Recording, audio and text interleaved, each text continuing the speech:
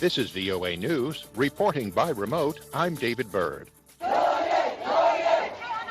Thousands of demonstrators took to the streets in Myanmar on Saturday in a show of resistance against the country's military coup earlier this week. The crowd of workers, students, unionists, and activists marched through Yangon before being blocked by hundreds of riot police. Protesters shouted slogans against the military coup and in support of ousted leader Aung San Suu Kyi. They marched with their hands in the air, formed into three-fingered salutes, a symbol of defiance adopted from protesters in neighboring Thailand. The march came as authorities imposed an internet blackout on the country. The military seized power shortly before a new session of parliament was to convene last Monday and detained Suu Kyi and other top politicians.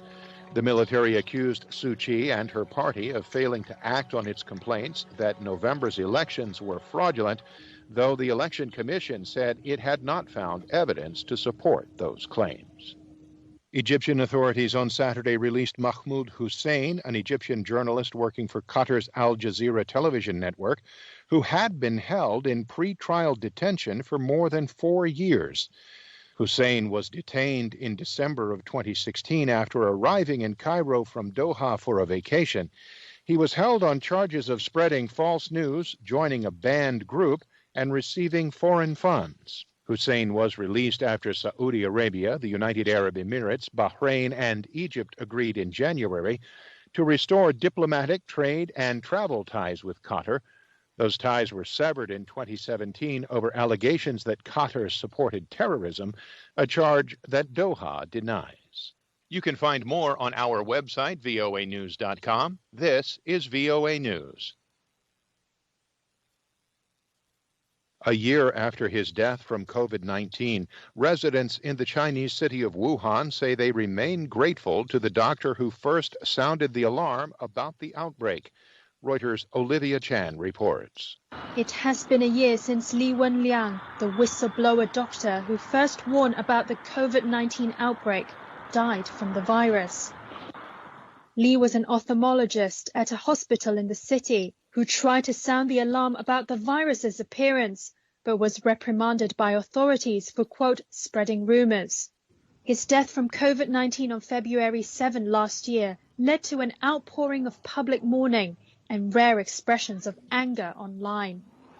Several days after Li's death, renowned epidemiologist Zhong Nanshan shed tears for Li in an interview with Reuters.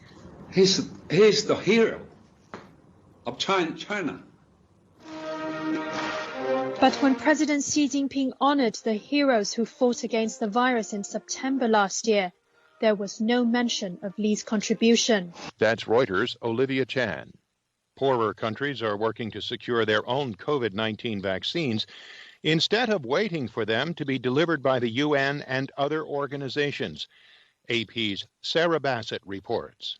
In previous disease outbreaks, less wealthy countries generally waited for vaccines to be delivered, but countries including Serbia, Bangladesh and Mexico have begun vaccinating citizens through donations or commercial deals. This approach could leave even fewer vaccines for the program known as COVAX, since rich countries have already snapped up the majority of this year's supply. Some experts warn that these new deals could move COVAX further to the back of the line of receiving vaccines, especially if some countries are willing to pay a premium for speed. I'm Sarah Bassett. Just like the holidays, health officials in the United States are concerned about Super Bowl gatherings. AP's Shelley Adler has details. Don't let the Super Bowl be a super spreader event. That's been the message from CDC Director Dr. Rochelle Walensky. Whichever team you're rooting for and whichever commercial is your favorite, please watch the Super Bowl safely, gathering only virtually or with the people you live with. Sunday's contest with Kansas City taking on Tampa Bay is happening as the nation sees a dramatic drop in new virus cases, a sign that the infection spike from holiday gatherings is easing. I'm Shelley Adler. President Joe Biden gave a pep talk to a California woman who was laid off because of the coronavirus pandemic. The Roseville, California woman told the president it's been a tough time trying to find work. Reporting by remote, I'm David Byrd, VOA News.